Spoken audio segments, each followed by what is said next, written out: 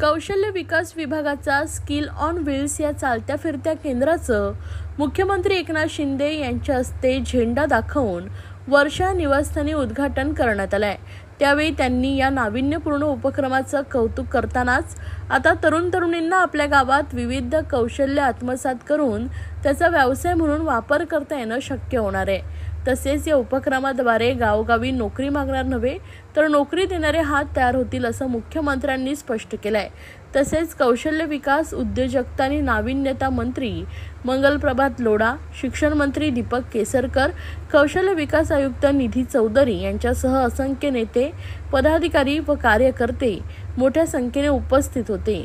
खरं म्हणजे आज आपल्या प्रजासत्ताक दिनाच्या निमित्ताने एक नवीन नाविन्यपूर्ण योजना आज कौशल्य विकास विभाग जो आहे, मंत्री आपले लोढाजी यांच्या मार्गदर्शनाखाली एक स्किल ऑन व्हील अशा प्रकारचा एक नवीन प्रकल्प सुरू केलेला आहे। म्हणजे ITI मध्ये किंवा स्किल डेव्हलपमेंट सेंटरमध्ये जाऊन ट्रेनिंग घ्यायच्या ऐवजी या डायरेक्ट गाडीमध्ये ब्युटिशियन कोर्स असेल, त्याचबरोबर कम्प्युटर कोर्स असतील आणि होम अप्लायन्सेस असतील, घरामध्ये आपण जे जे काही वापरतो ते सगळं दुरुस्तीचं ट्रेनिंग, अशा या 3 प्रकारच्या त्यांनी स्किल ऑन व्हील ही योजना सुरू केलेली आहे।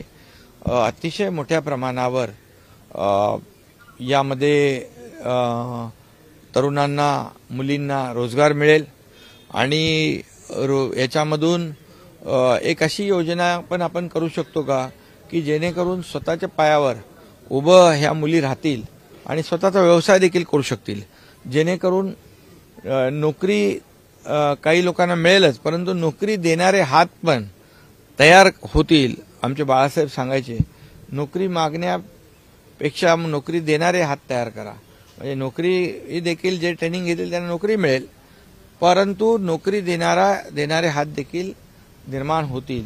अशा प्रकारचा हा एक आगळा वेगळा नाविन्यपूर्ण उपक्रम आजपासून सुरू होतोय। मी संबंधित आपले मंत्री मंगलप्रभात लोढाजी यांचं अभिनंदन करतो। आपल्या या विभागाच्या सेक्रेटरी निधी चौधरी मॅडम यांचेही मनापासून, त्यांच्या सगळ्या टीमचं मनापासून अभिनंदन करतो, त्यांना शुभेच्छा देतो।